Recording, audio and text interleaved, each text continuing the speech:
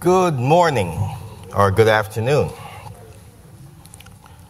Thank you very much, Al, for that wonderful song.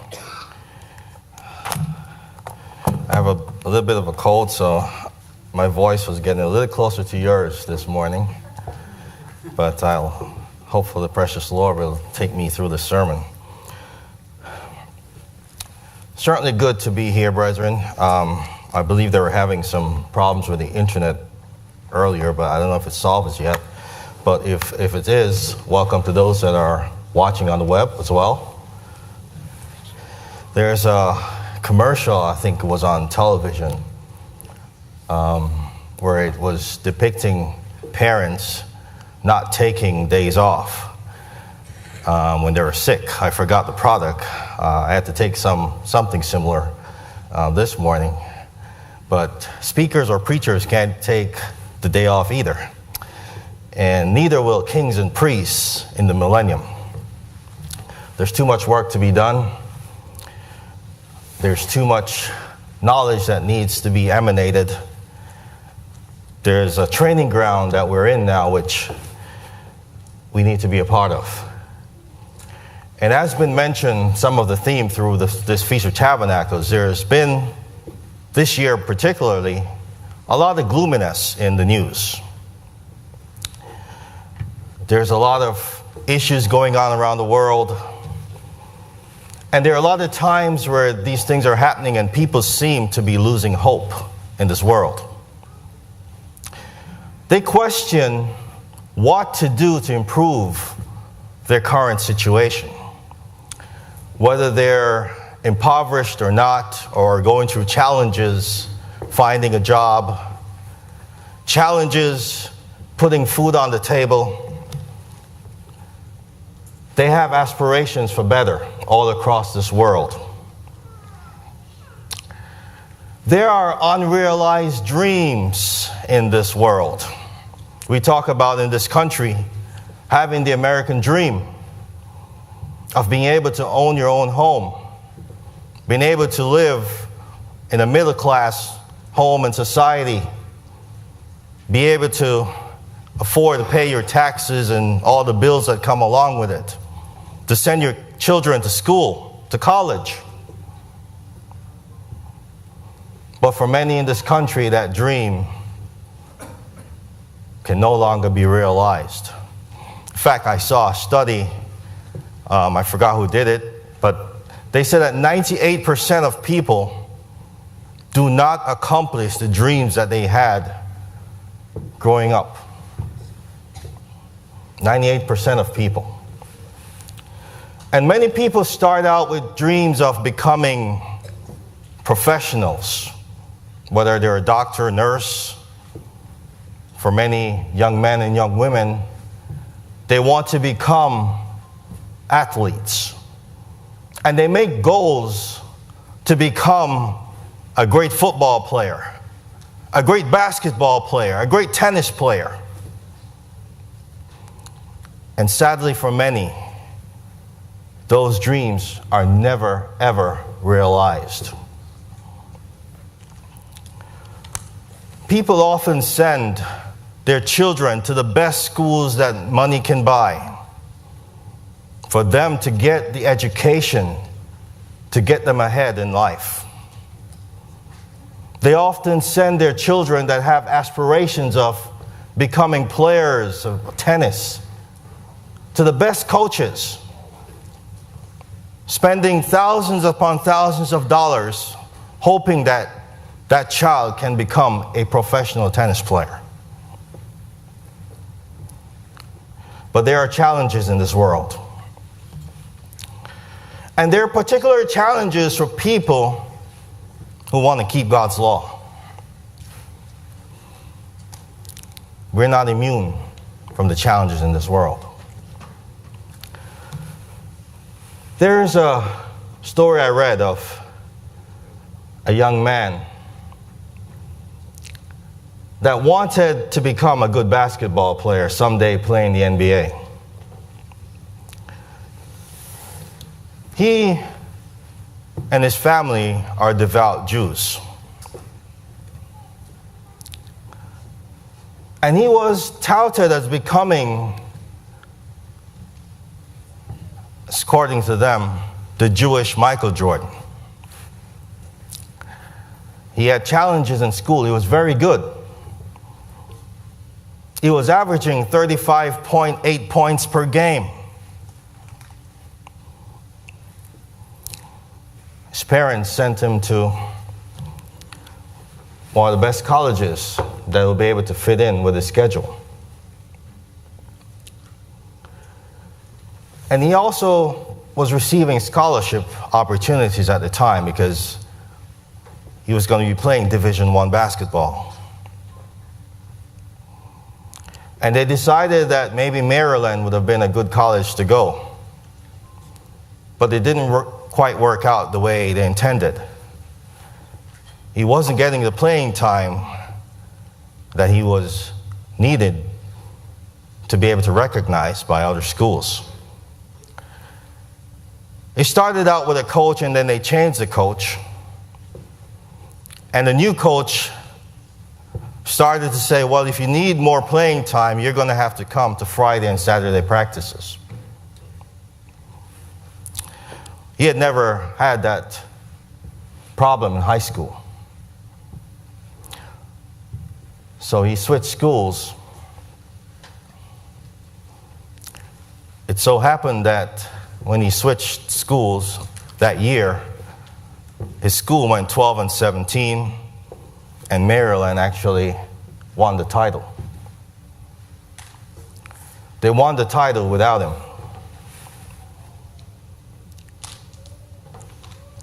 And there's a story of a young man named Aaron Lieberman,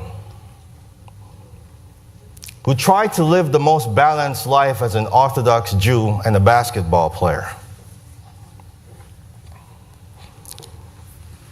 For him, religion came first in his priorities. It was always a constant pull to be able to play the sport you love, that you aspire to, that you want to be great in,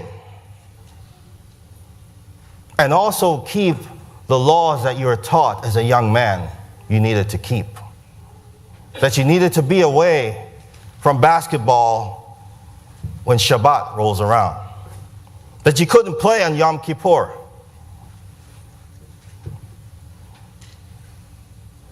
That you could not play during the Feast of Tabernacles. And I want our young people to be aware of that, because this world is not set up for us. This world is not set up for us if we aspire to certain of these goals, to become professional players and so on, that you're going to have to be twice as good as Michael Jordan for a team to say, well, I won't let you play on Saturday. It's okay. There's another basketball player that actually did make the NBA. He was not really a devout Jew, but his family is of Jewish descent. Jewish and Turkish descent. His name is Omri Caspi. He actually signed in Cleveland for 1 year. He left there in 2011, I believe. He's a 6'9" power forward, plays the small forward position as well. But he grew up differently. He grew up as a secular Jew. And a few years ago, when he signed another contract on the anniversary of the death of his grandfather, he decided to take his religion a little more seriously. Even to the fact that now in this off-season, he signed with the Golden State Warriors, a 1-year minimum veterans contract. And they allowed him to take Yom Kippur off because they had their first preseason game that day. The challenge will remain to see how the rest of the season goes. But Golden State can afford to not have Omri Caspi on their roster for some games. They're a very good team. I'm not sure if Cleveland can do the same thing. Let's see my fans back there. They may need all 47 players, as Bill was talking about 47 earlier. But they're a good team. But those are the challenges for people that have goals, that have dreams of making it to a place like the Professional Basketball League. That if you're keeping certain laws, those written down in this book, that you cannot practice on Sabbaths, you cannot play games on Sabbaths.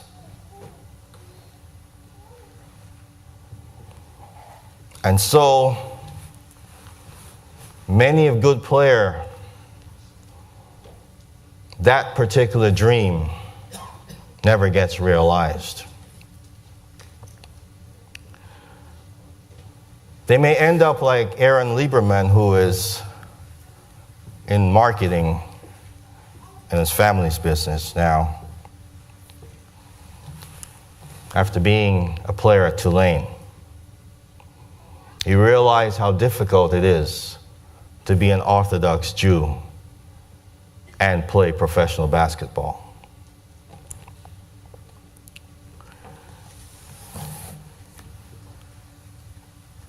There wouldn't be many Serena Williamses in the Church of God for that same reason.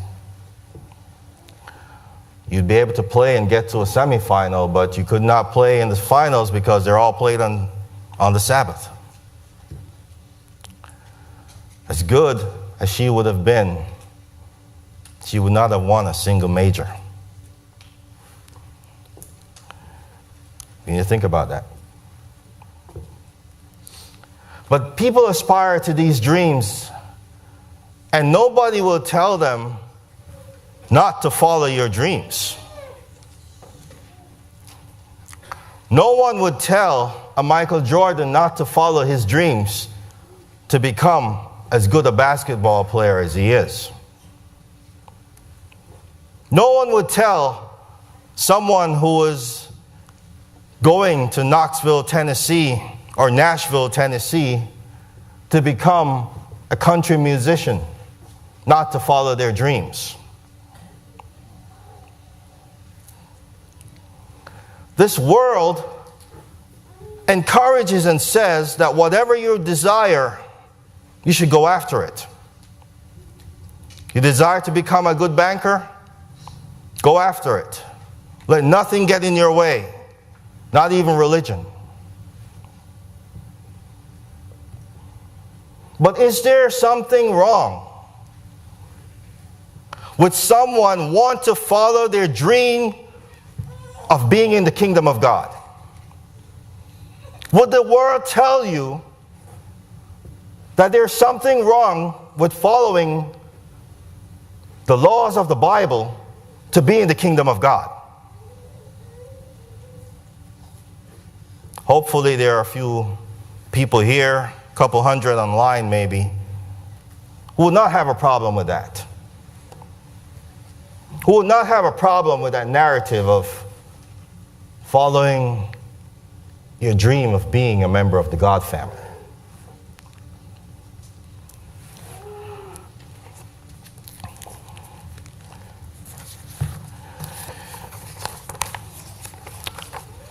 There are a few places in this world which being a Christian is not a very good thing. We live in this country, this hemisphere, where being a Christian is not something that we are persecuted physically for. But that's not the same in some places in this world. I saw a report recently on Fox News. It was, I think it was a January 6th edition of, I think it was a Post, I don't remember if it's New York Post or one of those editions that they quoted an article from. And in that article, they say that Christians in 2016 were the most persecuted group of people, of religious people in the world. It has risen. Christians. And by Christians, they generally mean those who ascribe to the name of Jesus Christ and follow him. They found that 600 million Christians were prevented from practicing their faith in 2016. And that was a report done by the Italian-based Center for Studies on New Religions. They found that 90,000 Christians were killed in 2016 for their beliefs. 90,000. A third of them were killed by Islamic extremists. Others were killed by state and non-state persecution, including in places like North Korea.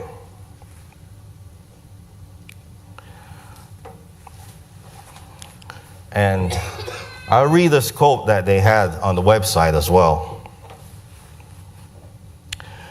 And I'll quote this from Robert Nicholson of the Philos Project.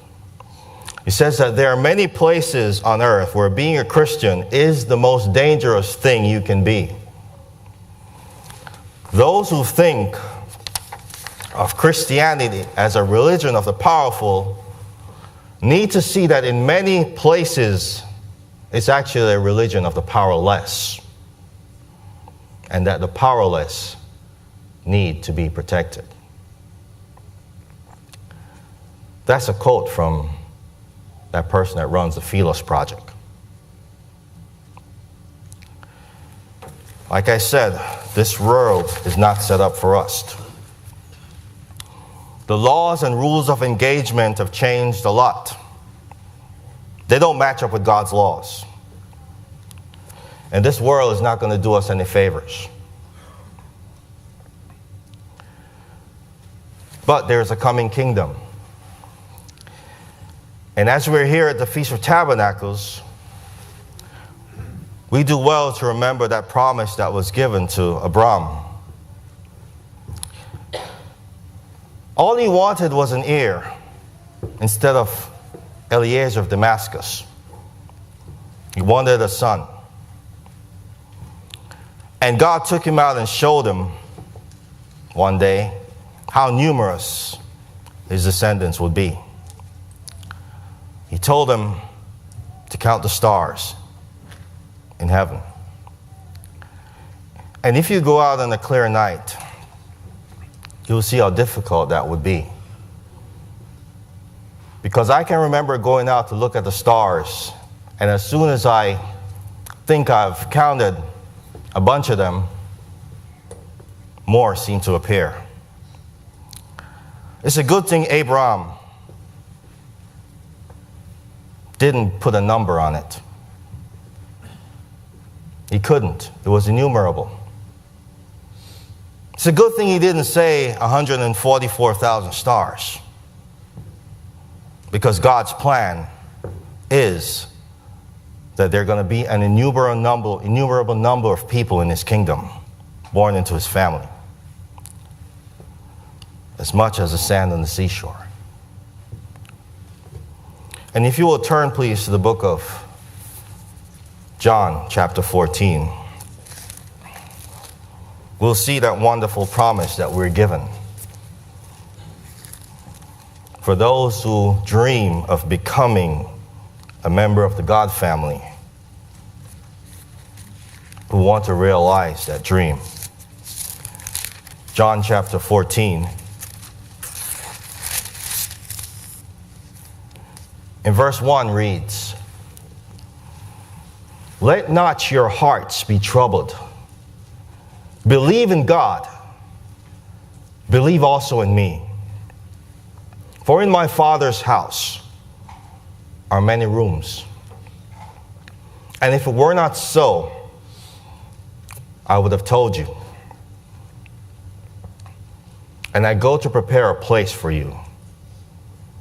And when I go and prepare a place for you, I will come again and will take you to myself, that where I am, you may be also."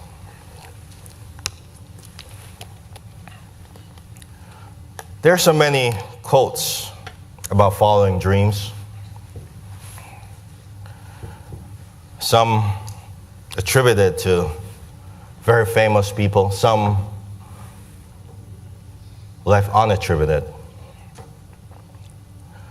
There's one quote that says, "People who never give up are normally the ones who succeed in the end." Zig Ziglar, a famous motivational speaker and writer, said that if you can dream it, you can achieve it. Walt Disney, who has his various properties not far from here, says that if you can dream it, you can do it.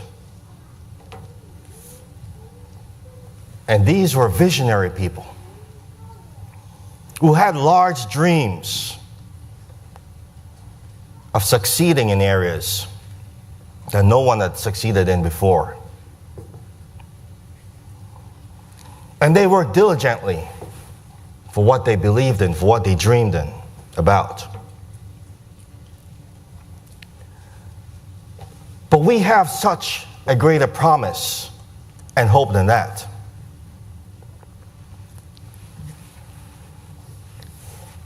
Right now, during this week, they're handing out Nobel Peace Prizes to scientists and economists and so on. What I noticed as I was checking about some of the famous people who have received Nobel Peace Prizes, of course, most of them have done work that have impacted the world in a good way. And many of their works still live on. Everyone knows about Albert Einstein and his theory of relativity and his work as a modern physicist. He won a Nobel Peace Prize as well. Many people know about a man by the name of Niels Bohr, who won the Nobel Peace Prize in 1922 for physics. He won that for his services in the investigation of the structure of atoms and radiation that comes from them. These two men were of Jewish descent. These two men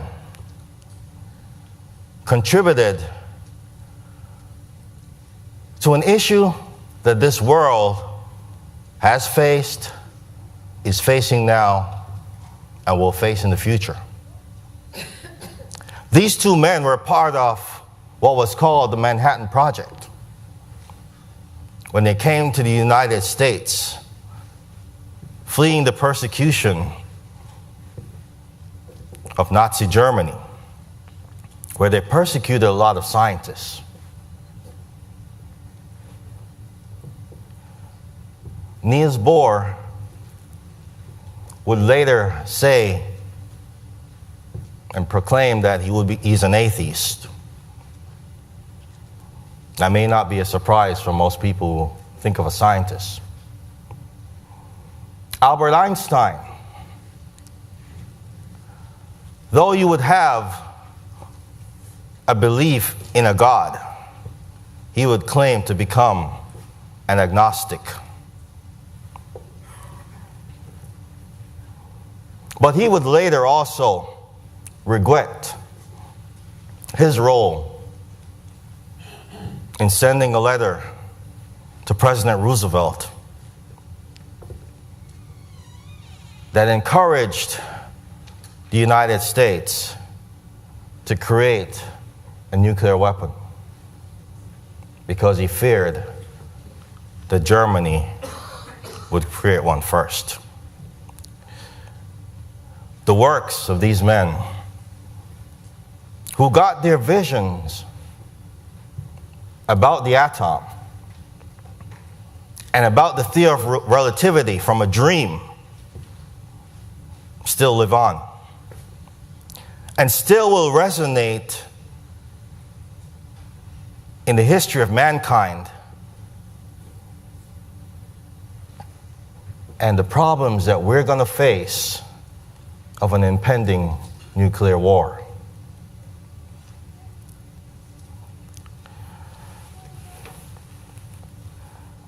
There's also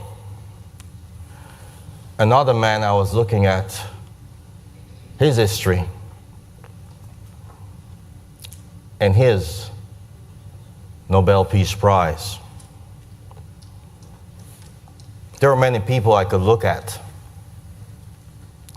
but I also considered Martin Luther King. He was a Baptist minister, and he was the spokesperson for the civil rights movement in the 60s. He was advancing an idea of nonviolence and civil disobedience based on what he called were Christian beliefs. And he was inspired by the non-activism of Mahatma Gandhi. He got a Nobel Peace Prize in 1964, October 14th.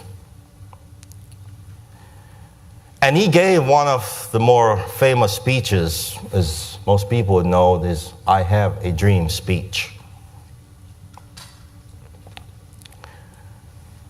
And in his speech, he talked about a day to come when his daughters would be able to one day live in a world where they're not judged by the color of their skin, but by the content of their character. He talked about a day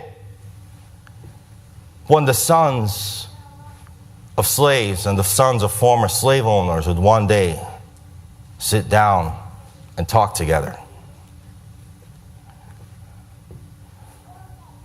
And if we're paying attention, particularly in this country, we see the seeds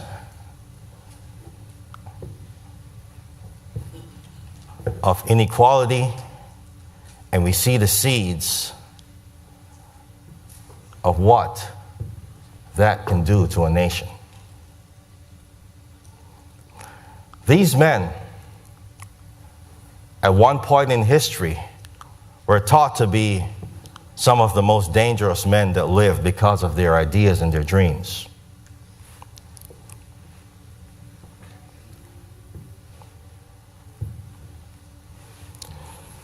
But there are also people of dreams in the Bible. And I'll come back to this point a little later on. But I can recall a wonderful story of a man named Joseph who had a dream. And if you will turn, please, to the book of Genesis, chapter 37.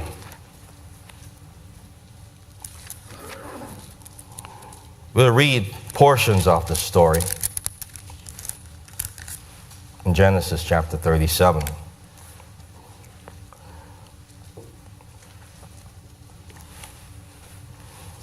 beginning in verse 1.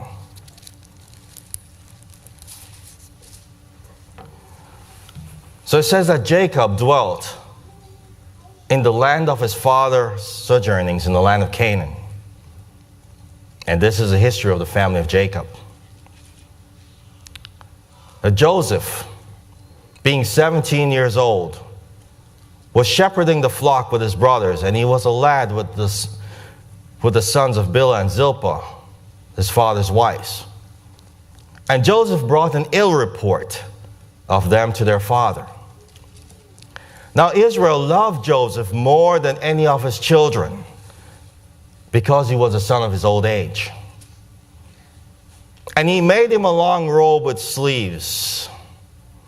But when his brothers saw that their father loved him more than all his brothers, they hated him and could not speak a kind word to him. Now Joseph, it says, verse 5, had a dream. And when he told it to his brothers, they only hated him the more. And he said to them, "Hear this dream which I have dreamed. Behold, we were binding sheaves in the field, and lo, my sheaf arose and stood upright. And behold, your sheaves gathered around it and bowed down to my sheaf." And his brothers said to him, "Are you indeed going to reign over us?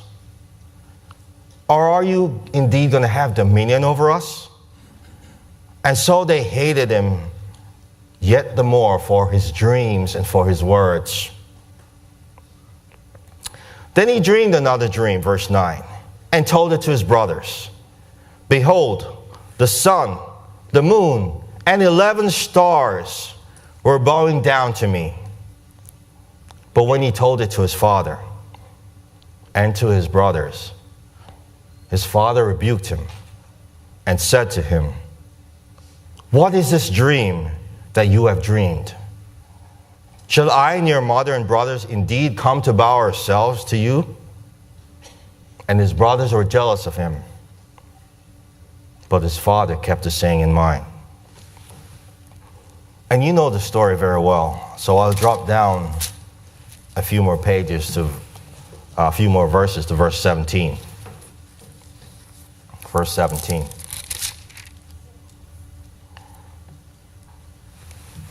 So it says that Joseph went out to look for his brothers. And he went in the field. And the man said to him, "They have gone away, for I heard them say, 'Let us go to Dothan.'" So Joseph went after his brothers and found them at Dothan. And they saw him afar off. And before he came near, they conspired against him to kill him. And they said to one another, "Here comes this dreamer. Come now, let us kill him and throw him into the pits. And we shall say that a wild beast has devoured him." They saw him afar off,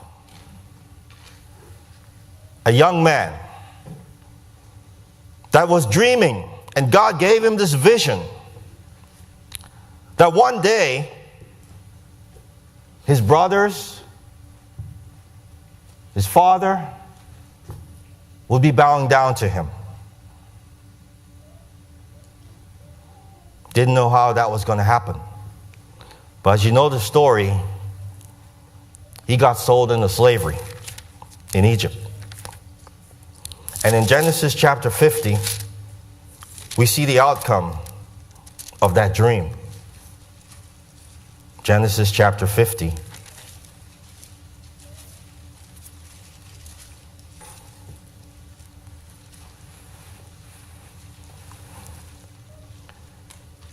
And beginning in verse 18 of Genesis 50, after Joseph revealed himself to his brothers, it says in verse 18 that his brothers also came and fell down before him and said, "Behold, we are your servants." But Joseph said to them, "Fear not, for am I in the place of God? As for you, you meant evil against me, but God meant it for good, to bring it about that many people should be kept alive as they are today. Joseph dreamed this dream, and the circumstances worked out that he was sold into slavery.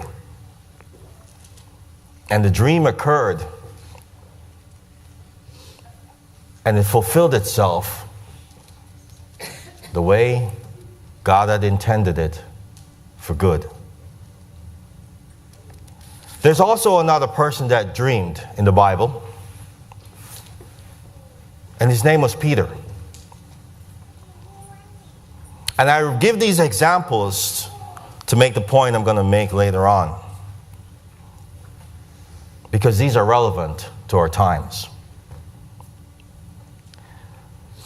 And it was the Apostle Peter, and this account is written in the book of Acts.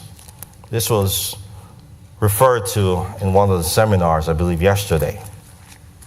Acts chapter 10. Acts chapter 10.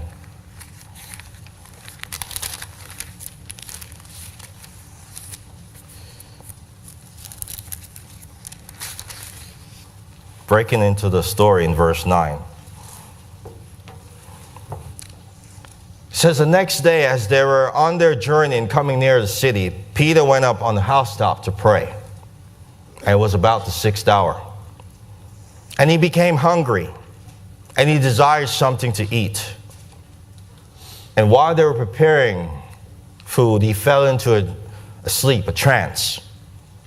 And he saw the heaven opened, and something descending like a great sheet was let down by the 4 corners to the earth. And in it were all kinds of animals, and reptiles, and birds of the air. And there came a voice to him, "Rise, Peter, kill and eat." But Peter said, "No, Lord, for I've never eaten anything that is common or unclean." And the voice came to him a second time. And it happened a third time. And then it was taken up to the heavens. Now verse 34 and 35 gives Peter's conclusion of that vision. And in verse 34 it says, "And Peter opened his mouth and said, 'Truly, I perceive that God shows no partiality, but in every nation, anyone who fears him and does what is right is acceptable to him.'" That was Peter's conclusion. And so we live in a world where there are divisions. And we see Satan at work, because that is his plan, to divide and conquer. And we see turmoil on the rise, as been evidenced by the sermons that we've heard all this week. I won't say the name, but there's a certain man which has rockets. And sometimes they fly, and sometimes the GPS doesn't work. You know who I'm talking about. But there's coming a day, as Isaiah 2, verses 2 to 4 talk about, when man will take those weapons that they have and beat them into plowshares. Right now, we do not have that authority. We do not have that power to tell them to do that. But there is a day coming that is pictured by this feast. We have a vision of this day. Noah was given a vision as well of a saving work that he had to do with the ark. And I'm sure many people doubted what he was doing back then. But we are really the real dreamers in this world. We are the dreamers that the world is waiting for. We are the ones, according to the book, of Romans, who the creation is waiting for to be revealed. We are the ones that one day will not only save one family, but millions of families, if we continue with our dream of being a member of the God family. We should never forget, brethren, as I start to wind down this message, we should never forget that there was a point in history where God's people were not allowed to worship Him. We should never forget that at one point, our ancestors who believed in God's word were slaves in Egypt. We should never forget that Moses was instructed to go to Pharaoh to tell him to let my people go, to go worship him.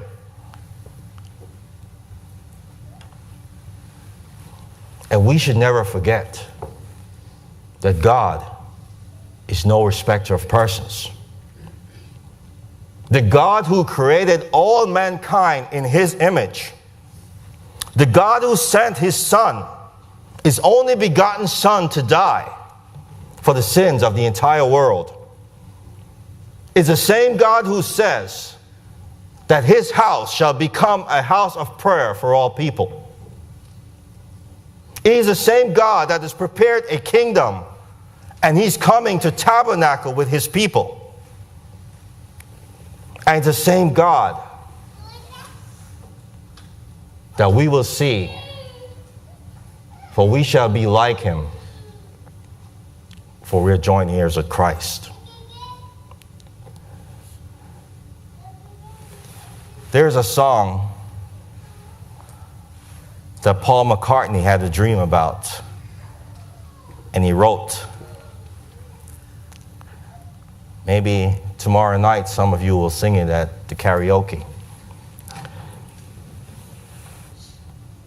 But it's simply titled Yesterday.